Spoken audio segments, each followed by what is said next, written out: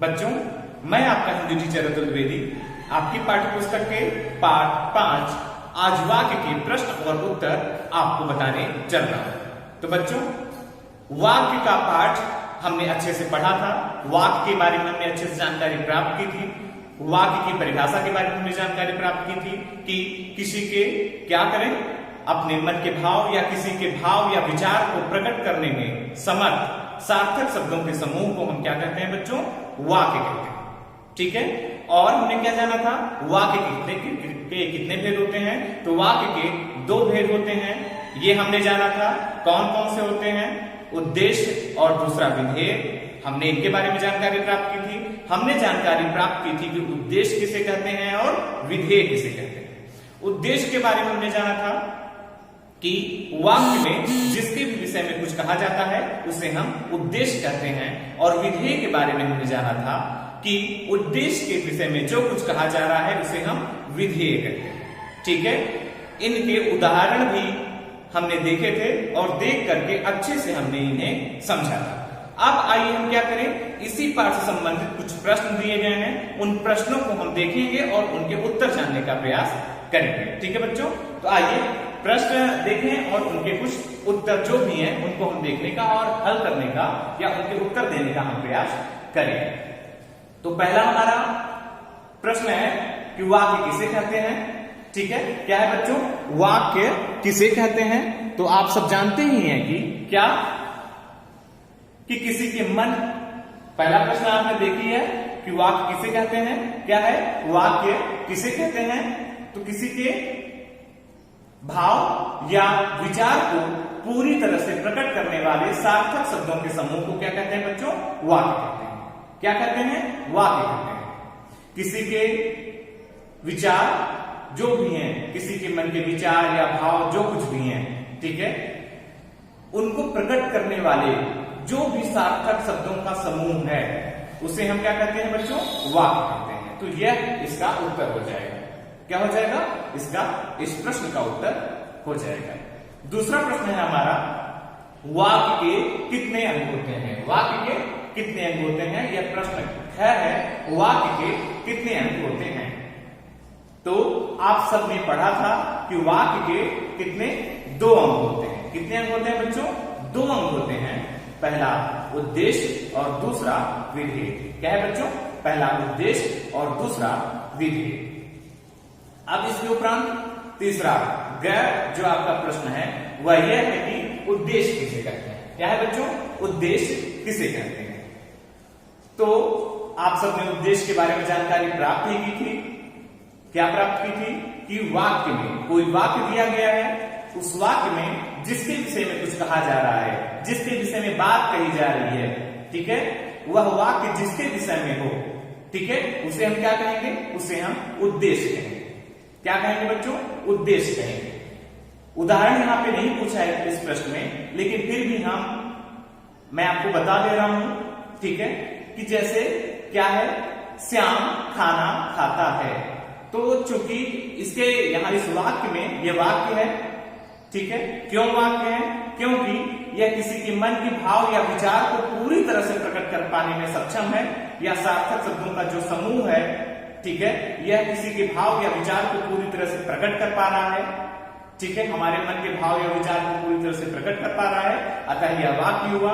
अब इस वाक्य में हम क्या देख रहे हैं? इस वाक्य में हम ये देखते हैं कि जिसके विषय में चूंकि जो कुछ कहा जा रहा है वाक्य में, उसे हम उद्देश्य कहते हैं। तो यहाँ पे श्याम के विषय में चूंकि कुछ कहा जा रहा है, अतः श्याम क्या हो जाएगा बच्चों? श्याम उद्देश्य हो जाएगा। ठीक है। अब आते हैं घ देखते हैं। प्रश्न घ है क्या? विधेय किसे कहते हैं? क्या कहते हैं बच्चों? विधेय किसे कहते हैं? आखिर विधेय क्या है? विधेय वाक्य का, जो वाक्य के 2 भेद हमने बताए थे। कितने भेद बच्चों? वाक्य के 2 भेद जो हमने बताए थे, पहला उद्देश्य और दूसरा विधेय। इसमें पहला उद्देश्य हो गया और दूसरा वाक्य का दूसरा भेद है विधेय। यही है कि ये किसे कहते हैं, आखिर विधेय किसे कहते हैं। तो हम यह देखते हैं कि उद्देश्य में, मतलब जो भी वाक्य है, वाक्य में उद्देश्य के विषय में जो कुछ कहा जाता है उसे हम क्या कहते हैं? उसे हम विधेय कहते हैं। क्या कहते हैं बच्चों? विधेय कहते हैं। वाक्य किसे कहते हैं? वाक्य के बारे में आपने अच्छे से जानकारी प्राप्त की थी कि अपने मन के भाव या विचार को पूरी तरह से प्रकट कर पाने में सक्षम सार्थक शब्दों के समूह को हम वाक्य कहते हैं। ठीक है, ये वाक्य हो गया था। वाक्य के दो भेद बताए गए थे, पहला उद्देश्य और दूसरा विधेय। उद्देश्य के बारे में आपने जानकारी प्राप्त की थी कि वाक्य में जिसके विषय में कुछ कहा जाता है उसे हम उद्देश्य कहते हैं। दूसरा हो गया विधेय, वाक्य में उद्देश्य के विषय में जो कुछ कहा जाता है उसे हम क्या कहते हैं बच्चों? उसे हम विधेय कहते हैं। क्या कहते हैं? विधेय कहते हैं। अब आइए प्रश्न के दूसरे प्रारूप पे चलें। तो प्रश्न का दूसरा प्रारूप है, दिए गए वाक्यों में से उद्देश्य करके, उद्देश्य क्या करना है? अलग करके हमें लिखना है। मतलब यहाँ पे वाक्य दिए गए हैं इस तरह से। ठीक है, अब इन्हें क्या है, ये वाक्य इतने दिए गए हैं, इन वाक्यों में से उद्देश्य हमें अलग करके लिखना है। ठीक है बच्चों, तो आइए हम पहले वाक्य की तरफ चलते हैं। पहला वाक्य है हमारा क्या है? अध्यापिका लिखती है। क्या है बच्चों? अध्यापिका लिखती है। तो यहां पे हम यह देखते हैं उद्देश्य की परिभाषा ही यही है। क्या है उद्देश्य की परिभाषा बच्चों? कि वाक्य में जिसके विषय में कुछ कहा जाता है उसे हम क्या कहते हैं? उसे हम उद्देश्य कहते हैं। तो ये वाक्य है और इस वाक्य में अध्यापिका के विषय में चूंकि कहा जा रहा है कि अध्यापिका लिखती है, अतः अध्यापिका उद्देश्य होगा। ठीक है बच्चों, इस वाक्य में अध्यापिका जो शब्द है यह उद्देश्य होगा। ठीक है, अब आइए ख पे चलते हैं। ख पे क्या है? टोपी सिर पर है। क्या है बच्चों? टोपी सिर पर है।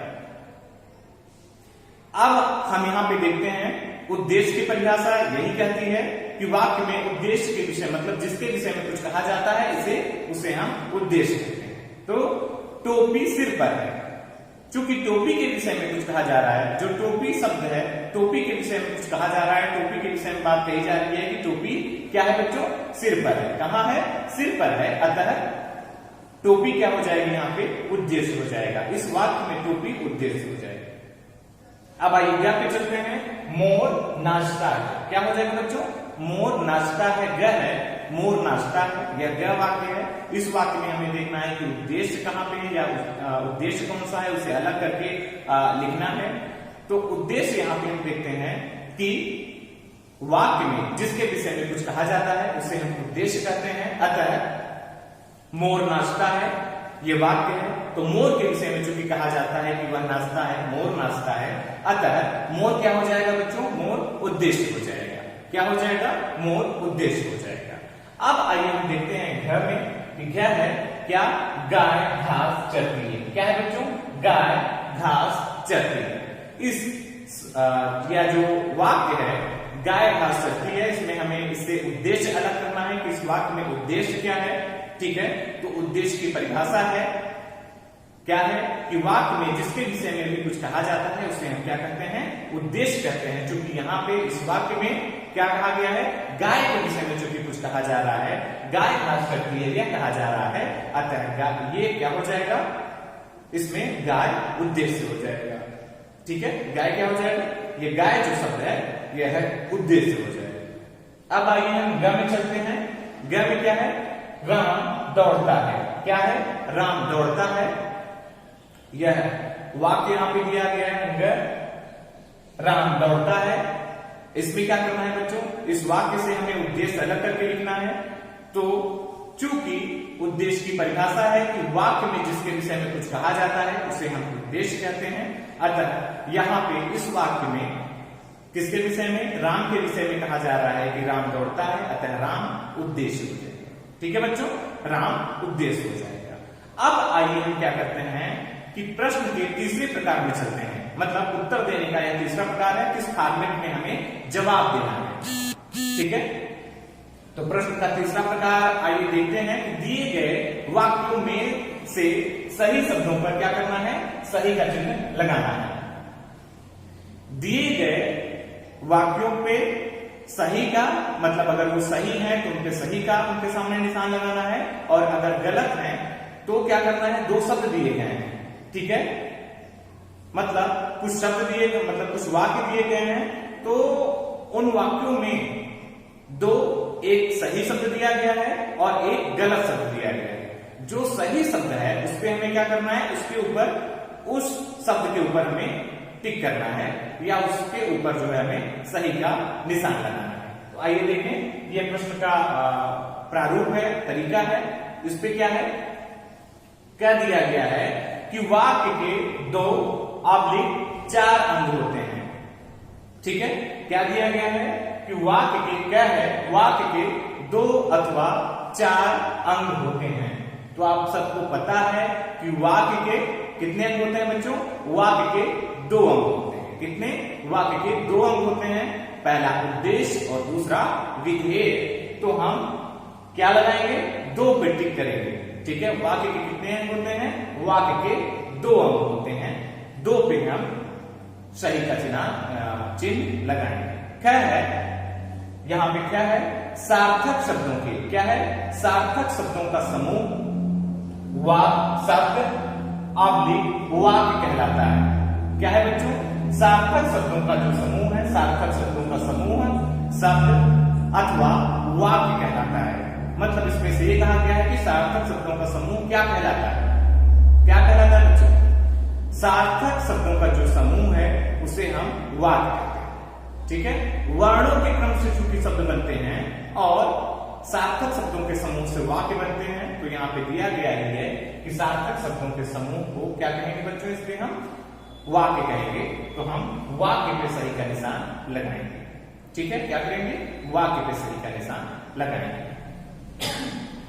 अब आइए हम गप चलते हैं, कर्ता के विषय में। क्या है बच्चों, कर्ता के विषय में कही गई बात को, क्या, कर्ता के विषय में कही गई बात को विधेय अथवा उद्देश्य कहते हैं। ये यहां पे क्या है, ठीक है, इसमें कहा गया है कि कर्ता के विषय में कही गई बातों को, क्या, कर्ता के विषय में कही गई बातों को क्या कहते हैं, विधेय अथवा उद्देश्य कहते हैं। क्या कहते हैं, विधेय के उद्देश्य, कर्ता के विषय में कही गई बात को क्या कहते हैं, बताइए। आप सब जानते ही हैं कि यहाँ पे उद्देश्य और विधेय 2 दिए गए हैं। तो पहले हम जैसे उद्देश्य की परिभाषा अगर हम देखें तो हमें पहचान हो जाएगी कि उद्देश्य किसे कहते हैं। तो वाक्य में जिसके विषय में भी कुछ बात कही जा रही है, क्या, जिसके विषय में भी कुछ बात कही जा रही है, उसे हम क्या कहते हैं बच्चों, उसे हम उद्देश्य कहते हैं। क्या कहते हैं, उद्देश्य कहते हैं। वही विधेय क्या है, विधेय किसे कहते हैं, तो वाक्य में कर्ता के विषय में जो भी बात कही जा रही है उसे हम विधेय कहते हैं। ठीक है, या उद्देश्य के विषय में जो भी बात कही जा रही है उसे हम विधेय कहते हैं। तो चूंकि उद्देश्य ही कर्ता होता है और कर्ता ही उद्देश्य होता है, अतः यहाँ पे दिया गया है कि कर्ता के विषय में अगर कही गई बातों को हम क्या कहेंगे बच्चों, विधेय कहेंगे। तो विधेय पे हम सही का निशान लगाएंगे कि विधेय कहेंगे। कर्ता के विषय में कही गई बातों को हम विधेय कहते हैं।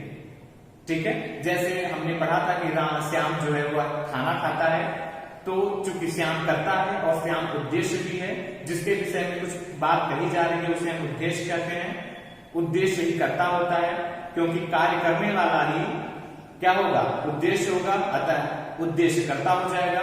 तो कर्ता के बारे में जो बात कही जा रही है कि श्याम खाना खाता है, गाना गाता है, खेलता है, कुछ भी है, जो भी वह कर रहा है, मतलब कर्ता के विषय में जो भी बात कही जा रही है उसे हम क्या कहेंगे, विधेय कहेंगे। तो यहाँ पे भी दिया गया है कि कर्ता के विषय में जो भी बातें कही जाती हैं उन्हें हम क्या कहते हैं बच्चों, उन्हें हम विधेय कहते हैं। अब यहाँ पे आगे देखते हैं कि प्रश्न पूछने का यहाँ पे चौथा प्रकार दिया गया है। चौथा प्रकार है, दिए गए वाक्यों में से, क्या, दिए गए वाक्यों में से विधेय क्या करना है, विधेय अलग करके लिखना है। मतलब अभी तक हमने यह देखा था कि कुछ वाक्य दिए गए थे, उनमें से क्या करना था, हमें उद्देश्य अलग करके लिखना था। अब हमें क्या करना है बच्चों, इस प्रश्न के प्रकार में, यह प्रश्न यह कह रहा है, या प्रश्न का यह प्रकार है कि यहाँ पे दिए गए जो वाक्य हैं उनमें से हमें विधेय अलग करना है। अभी तक शब्द अलग करना था, तो उद्देश्य अलग करना था, अब हमें विधेय अलग करना है। तो पहले हम सबसे पहले इस चीज को करने के लिए, इस प्रश्न को हल करने के लिए हमें क्या याद रखना चाहिए, विधेय की परिभाषा। विधेय की परिभाषा क्या कहती है बच्चों, कि वाक्य में उद्देश्य के विषय में जो कुछ कहा जाता है उसे हम विधेय कहते हैं। मतलब कर्ता के विषय में जो कुछ भी बात कही जा रही है उसे क्या कहते हैं बच्चों, उसे हम विधेय कहते हैं। तो आइए देखें। सिर्फ यहाँ पे मैं आपको दो जो प्रश्न है इसके दो कराऊंगा, बाकी तीन आप अपने से करने का प्रयास कीजिएगा, ठीक है। तो पहला क है माली पानी डालता है। क्या करता है? क है माली पानी डालता है। इस वाक्य में से हमें विधेय अलग करके लिखना है, ठीक है। तो विधेय की परिभाषा है कि क्या वाक्य में उद्देश्य के विषय में यानी कि कर्ता के विषय में जो कुछ बात कही जाती है उसे हम क्या कहते हैं? विधेय कहते हैं। और उद्देश्य क्या है?